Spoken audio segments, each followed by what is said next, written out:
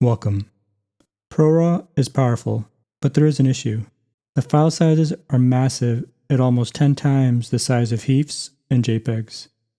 But what if we could get the power of ProRAW at half the size? Well, that's exactly what we'll cover in this video.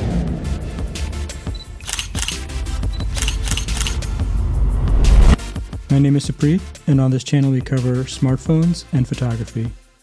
I have a full playlist on ProRAW that will keep growing with videos like this, so if you're new, consider joining our small community. For the solution to smaller ProRAW files, we have to turn to the App Store. And we have to look at an app like Halide, which was recently updated to capture ProRAW in multiple formats. Interestingly, we can take ProRAW in the standard 12-bit mode, but we also have the option at 10-bit, which gives us roughly half the size. But you might wonder, is the 10-bit ProRAW noticeably worse? Let's find out. Here's a shot of the Christmas tree using the standard camera app. The file is almost 25 megabytes. Now let's make some edits, and for fun, let's try to make the tree greener and the red flowers even more red. A quick tip is to use the Apple Color Profile to get a more reasonable starting point for the brightness levels. And if we zoom out and look at our exposure, it looks better. And the tree looks more properly exposed as well. So next we're going to go into the light section, and I'm going to boost the shadows a little bit. And now for fun, we're going to try to change the colors a little bit to really push the ProRAW file. And so we'll go down into color, and we'll leave the white balance as is, which is as it was shot. We'll come down to color mixer. And here we have the different colors, and what we're going to try to do is make the green of the tree a little more green. So if we come down to green, we can try to push this up a little bit. You can see the difference here. You can see how it became quite a bit more green. Here's the before, here's the after.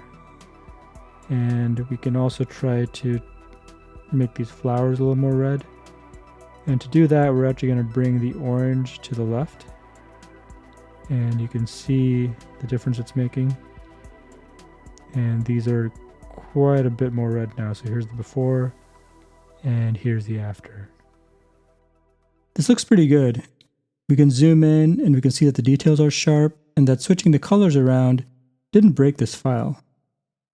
Now let's try to do the same process with the 10-bit ProRAW file. Can it hold up? Here's the Halide 10-bit ProRAW file, with a size of only 11 megabytes. Let that sink in. This is less than half the size from the standard camera app that we just had. Now let's try to make the same edits of making the tree greener and the red flowers more vibrant. And now we will go ahead and do light, also boost the shadows like we did before. It looks pretty similar so far. So the next step is to go in and try to push these colors around. And one thing I'm noticing is that the color temperature is actually off on this. So if we go into color and we go into white balance, this is at 3500 and the previous image was actually at 3200. So I'm going to bring this down to be closer to that image. This is fine. And now we'll go into the color mixer again to change the colors around. So we'll go into the green, try to boost those up. And yep, it's doing exactly what it did in the previous image. And if we zoom into these flowers, we want to make these flowers more red. So we'll move the orange to the left. And there we go. Impressive. This looks very similar to what we got with the full-size ProRAW. Let's pull them up side by side. And yes, even with pushing the colors, both the 12-bit and the 10-bit files were able to hold up. Now something interesting that I noticed was how this 11 megabyte RAW file, when exported to a JPEG, the JPEG is also 11 megabytes. Isn't that just crazy? The RAW file and the JPEG are almost the same size? I guess this is the magic of ProRAW. In summary, 10-bit ProRAW is a great option to save space and might give you an option to take more ProRAW images in general. 12-bit is nice, but we aren't seeing a big advantage here.